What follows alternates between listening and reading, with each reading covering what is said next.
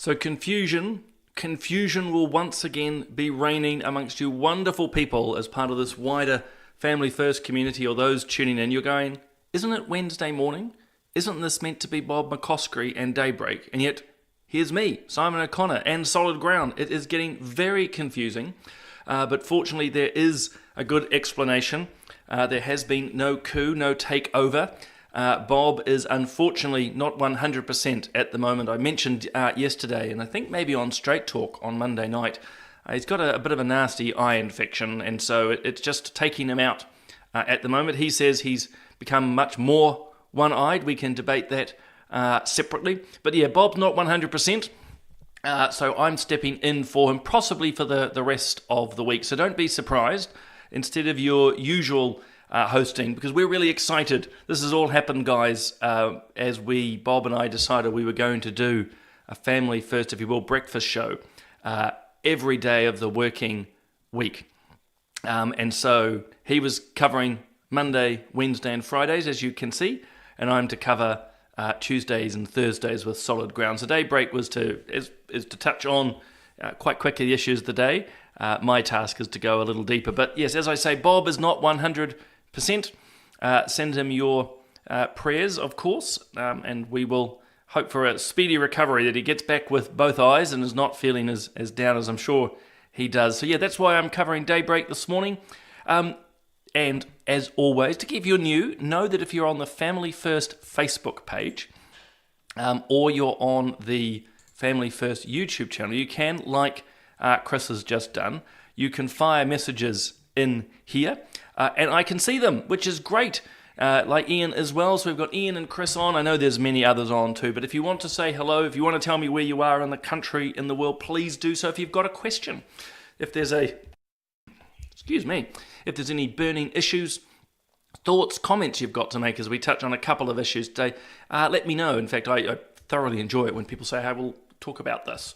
So as I say, Bob's out and down. He will be back, don't you worry. If you want to help Bob, I know that this will go down a treat. Support and money often does. So we're into our 20th year. Well, Bob's into his 20th year of Family First, which in itself is quite amazing. And so, well, we still rely on your support. So if you would like to donate, jump onto the Family First website. So that's familyfirst.org.nz. It'll make Bob feel better. And hello, Viv. We'll make sure to pass this on to, he's possibly watching right now, saying, I do a better job than Simon. And you know what? He's probably right. So yeah, guys, welcome along. As I said, it's really good to have you here. Hey, look, a couple of things. Let's start with something positive. This popped up on the news feed. Oh, Jareen, sorry, I always get distracted, people. Jareen, lovely to have you on. Sorry we have not caught up in a while, but lovely to see your name here. Welcome, welcome. The good news, you might recall that, a few months ago, Health New Zealand, with its restructure, was going to sack the only two people involved with, if you will, the national approach to palliative care. And by national, I don't mean the party, I mean across the whole country. The irony being they were about to be sacked. Now, the good news, and this is good news, they're not. The palliative care jobs, as the headline says, are going to be saved. So these were the two people not responsible for delivering palliative care per se. There's lots of wonderful doctors and nurses and carers around the country. But these were the two people within Health New Zealand who were sort of meant to help coordinate the national approach. And they were to be sacked, which tells you where the mindset of some are around palliative care, because the flip side of all this, guys, and get this, the 5 people, so you heard me right, the 5 people involved with euthanasia, or physician-assisted suicide, were not going to lose their job. So job losses aside, so just park that for a moment. Think about it. As I'm sure you are, 5 people employed to ensure people can easily and seamlessly end their lives prematurely. and 2 people with palliative care. I think it just shows you the missed priorities, messed up priorities that's within elements of our health service. And again, that doesn't take away from the amazing doctors and nurses in palliative care. I just think it's remarkable that there is my math is not so good, you can correct me, 2.5 times more people dedicated to euthanasia in this country than palliative care. I think it just quite sad, actually. So there we go. It was meant to be my good news story, and I've turned it into a sad one. Mandy, I will make sure to pass those prayers, if you will. Well, actually, the prayers go straight up to the big guy upstairs, but I'll let Bob know. So yeah, it is good news that these roles have been saved. I'm delighted. It's just so important. Obviously, the big news remains this story with the Greens. Again, it's all allegations at this stage. I think that's really important to put out front. But one of the great difficulties with allegations, you've got to front them and you've got to explain things, which this Member of Parliament has not done. And Philip has nailed, this is around the palliative. I'm just going to jump back. This is the one we're talking about. Yeah, it is. The lack of priorities, Philip, is actually quite scary. But look, kudos to whoever, be it in government or in the Ministry of Health, have finally clicked. And as I said, those 2 roles remain. Still sad that there are more people working in the Ministry of Health, working out how to kill people, than to heal them. There's the blunt irony of it all. Other big news story is this. As I say, it's all allegations at the moment, and we've always got to put the discussion into that space. As before, I'm choosing not to share or discuss exactly what's being shared by this MP on his Instagram account, other than to say the innuendo is in itself not particularly good, and the fact that it's around children is concerning. There is no explanation. He's gone into hiding. The Greens are going to their tried and true strategy, which is saying that they are victims and they feel threatened by everything that's going on. It's a rinse and repeat. So yeah. So I'm just looking at a funny comment there. It's Jacob. I won't put it on screen because it won't fit completely. But yes, I like a good Catholic joke. So look, let's not worry too much about this fella. He's going to have to turn up to Parliament at some point. And as I pointed out, I think yesterday, the irony of the Greens saying, well, he's under attack, he needs more security, while one of his colleagues, Timothy Paul, is saying we need to defund the police, is what we would call ironic in the extreme. But I just thought I'd share more around, and where I want to go this morning is just again to stress to you just how bad the mainstream media are, because they are basically running not only defence but attack lines for the Green Party in a way that they have not done in other circumstances. So this is a headline from RNZ, and this is almost only what's being discussed. I don't know about you guys, if you jump onto mainstream media at the moment, they don't want to talk about this, and if they are, they're running interference. I think I just put up a quote. Where is it? Here we go. I hope you can read that. It says, the mainstream media decision so far to ignore the alleged behaviour of Green MP Benjamin Doyle. I don't wish to go into many details, as I said earlier. The key point I want to make is how mainstream media are actively deciding to not report something, but also something potentially exceptionally serious. So this is something I wrote on my Substack. And why I've got it up here is, of course, media are now reporting. So when I wrote this, they were not. They finally had to start reporting. But really importantly, guys, now they're reporting to defend what's happening. They're playing down what's happening. They've almost, I would suggest to you, going as far as misreporting, because the media make this sound as if it's all about one little word. No, we unfortunately have a pattern of behaviour here. Use of innuendo multiple times in and around children. The use of emojis, which are well known, well, not to me, but it is now, but well known to the social media companies, police and others, to be used in totally inappropriate ways. We have this person effectively making up that he has a PhD. We have someone who's now he's deleted at least 52, I think, images. So long and short, there's a whole array of issues here, and the media, I'm sad to say, are just running interference. And here's something that just proves the point, and thank you. is that there was nothing there except an op-ed. I think that would have been from Audrey Young, who also was trying to say, look, there's many questions, but all of it trying to effectively defend what's happening here, running the Green Party lines. And this is a major, major problem. Melanie's got it absolutely right. Sorry, this is not meant to be a test, guys, but this is, in some ways I feel stupid talking about this because you guys know it. It's, I suppose, what we try to do, though, is just sort of highlight these issues further. Bella's got it as well, thank you. So look, long and short, media's gone from saying nothing to now basically running defence lines like this one as I'm trying to find my pages here. So no discussion of what's on a social media account in the headline. No, if you will, raising the allegations. No, this is the rainbow community and they're feeling vulnerable and it's a terrible political attack. So if you read that without context, you'd go, what was happening? Again, there's no sense. There's no sense of what is in behind. And it is serious. That's probably the fundamental point, guys. This is actually quite serious. It can be easily explained away, potentially, or not. But the Greens, certainly the MP in question, and their mates in the media are doing everything they can to avoid scrutiny, which of course brings us to the second side of things, is we know full well that if this were other MPs from other parties, they would be literally hounded through Parliament. The list is long. The list is long of National MPs, of Labour MPs, ACT and so forth. Hounded, harangued, somewhat actually, and mostly rightly. I think sometimes it was far too disproportionate.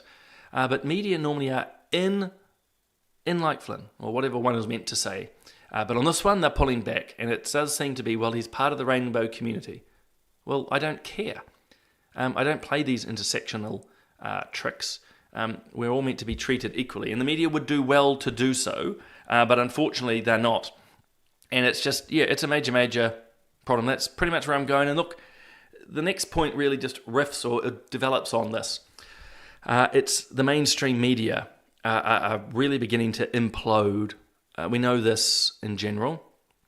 Actually, there's a good comment be around Willie Jackson. So, it's just crazy how things have been handled. So I'm probably just going around in circles. It just mind-boggling, as I say, guys, that the media are deliberately running interference now for the Greens. They're not only, excuse the double negative, they're not only not. Oh, I was going to say, Winston. I was going to say Willie Jackson, Winston. That's right. So Simply Green was saying they've hounded Winston more for this. Well, that's the classic gaslighting. So Winston Peters, to his credit, has been the only MP that's really drawn this to attention. Because it's Winston, the media's had to respond. And what the media's done, in lockstep it appears with the Greens, is to attack him, to make it sound that this is just a cheap political attack. And as others are saying, if this was a National MP, well, think about all the scandals that National went through. And rightly, not all of them, but rightly, the media reported them day after day after day. Think, granted, it's not a scandal that is potentially here with the Greens, but think about the school lunches, day after day after day, unrelenting scrutiny, if you will. Some might think it was fair, some might not, but unrelenting scrutiny. But this one, no. Sexual innuendo, illegal or illegally used emojis, children, no, nothing to see here. It's just, So as I say, I've written the Substack on it. You're welcome to jump on and read it more fully. It outlines things. But really, what's all in behind this is a media that's in big, big trouble. And so I'm just looking down for my next slide. And that's where I sort of want to go. So getting off the Benjamin Doyle issue itself, the media, it's broken. I think the media, and we've known this for a long time, and I know I keep coming back to this, it's why the likes of Family First are stepping more into this media space. I'm just going to put this up here. Again, this is just proving, thank you, Dana, it's just proving the point. Nothing on the breakfast show this morning. By the way, guys, I'm not saying it should be wall to wall. I don't think any of you are. It's just that there's no reporting, not a bit. But again, we can think of many examples of other MPs. The slightest issue, it's all on. But I think the media are in trouble. Big trouble, not only for the way they are reporting around this, we know, and I think this is the picture of Bob's McBlog, but the image you can see there is on the right with the circle is actually, excuse me. Oh, I'm going to come back to Trinity's made a really good statement here and I'd forgotten about it. But long and short, media trust plummeting, okay? And New Zealand's the blue there on. So the one that's circled is media trust. The others are politicians and so forth. So a few things to take away from, I'm sorry it's a small graph, but the one on the right in circles is the media. Black is global, blue is New Zealand. So New Zealand's trust in business, NGOs, government, and media are all down. And media, the one on the right, the one circled, is lower. So media's not trusted. And we know they say themselves, they admit they are very much to the left. They feel that it's their job to promote certain issues. They're imploding. And I'll come back actually to Trinity's comment in a moment. But we're seeing the fight back from the media against actually the push for change. So as you guys know, we're seeing the rise of a lot of, I don't like the phrase, but it's the best one to use, alternative media. So the likes of what Families First doing, RCR, the platform. Mainstream media is beginning to struggle. And in doing so, though, they know they're in trouble financially and everything. Readership is not good. But you're beginning to see people like, and I'm sorry that I put her name on the screen, there you go, but Helen Clark. So you know that there's an attempt to take over the board. So shareholders, legitimate shareholders, New Zealand citizens or residents who hold shares are wanting to take over NZME and get it back on track. But comments like this from Helen Clark just prove to me, you don't have to agree, but prove to me just how biased our media are. In other words, you know darn well when the likes of Helen Clark and others are tweeting and running about screaming and pulling their hair out that someone could legitimately, buy into a company and have an influence on the board. You know just how biased things are, and they are fighting tooth and nail. As is Barbara Chapman. She's the face, the woman at the bottom. She's the chair of NZME, overseeing what is, well, again, bans certain groups, including Family First, from putting ads in, editorial decisions like we're discussing with the Greens to not. Okay, better be clear. She's the board chair, but oversees a company, as I say, which declines to put advocacy groups ads in papers like Family First, like Speak Up for Women, that will not report on serious Green Party scandals. As I say, the fact that the likes of Helen Clark and the board are fighting back so desperately and quite dirtily in some ways, they know that they're losing control.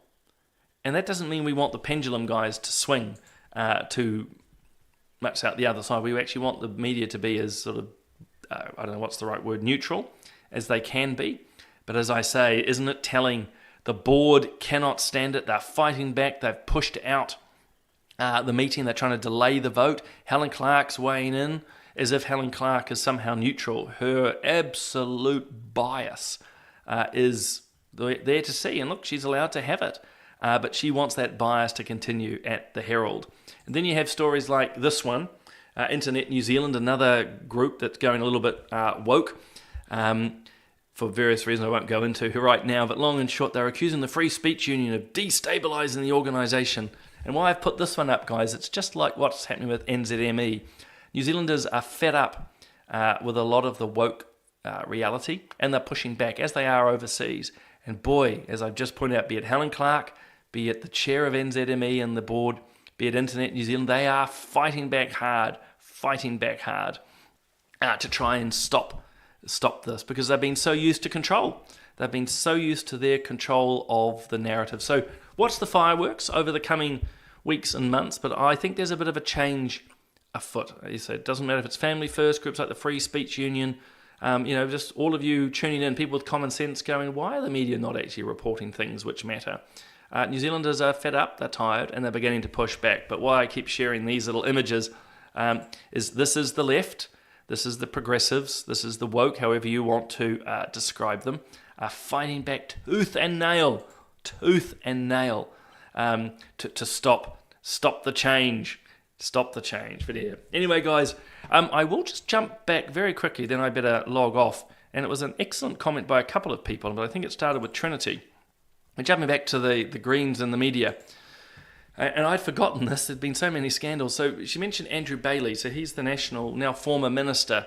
I believe he touched the arm of a staff member, as I understand it, and I hope I'm not playing things down. But long and short, they chased him down unrelentingly. And in some ways, quite appropriately, actually. I mean, this is how it works. You're in public office. You need to be held accountable. Doreena's nailed it as well. So, there's an example, in this case, a national MP hounded by the media for that. With no excuses, they weren't buying any lines, if you will, any spin.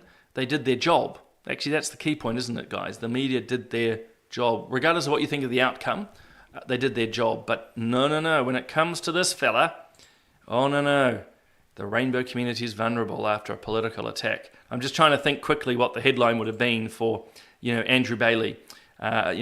Business people feeling vulnerable after a political attack on National MP. I mean, it's just the absurdity. But again, it's why mainstream media is not trusted. And it's why, as they are being, forced to change, like the takeover of NZME, they're being forced to change because their business model is terrible, that they are fighting back. Because at the end of the day, this is all about control. And the likes of Helen Clark and others let the cat out of the bag when they say the silent bit out loud that they are worried about what they call editorial independence. But you and I all know it's not independent. They just want to keep running their very far left progressive bias day after day after day. Now, I saw something too, I think Vanessa Jane, it probably won't share across the whole screen, but Sarah Jane's asking people to go and check out Penny Marie at Let Kids Be Kids. She did a video or a podcast around all this debacle with the Greens. I think it was yesterday, Vanessa. I've seen parts of it. So yeah, Penny Marie from Let Kids Be Kids. Go and check her out. Lots of look at these. A lot of these. I'm gonna lose track of all these comments, but I had better run as well. I have a young one too. Rachel and I do foster care now, so I better go and actually take care of her before going to school. But there we go. I just coughed to death. By the way, still got my logoed mug, but of course, Stricky, for those tuning in going, isn't this meant to be Bob's show? As I said at the start, he's not 100% an eye infection, so I'm covering for him. But you can still get, if you will, a bit of Bob. Jump onto his Substack, substack.com. And check out his latest. He's really good on many things, including analysis. And as I've referenced, you can jump on my latest Substack too, Woke But Not Awake. I thought was quite clever. As I say, if you'd like to donate to Family First, you are always very welcome. And if you're interested, I suppose we do touch a little bit on the Family First side, but this was my interview with Professor Juliet Chevalier Watts. She's a law professor down at Waikato University around charities and churches. So look, there's lots of content. But guys, I am going to away. I will join you again tomorrow morning for, the same show. Different topic, be the same face. Guys, it's an absolute pleasure to have you all on. Thank you for all your comments. I can see them here. Sorry I'm not able to get them all up. I will look at them later. But for now, you have a wonderful day. Thank you for joining us. Thank you for supporting Family First. And thank you for all those who are messaging messages to Bob and for your prayers for him too. Have a great rest of the day, everyone.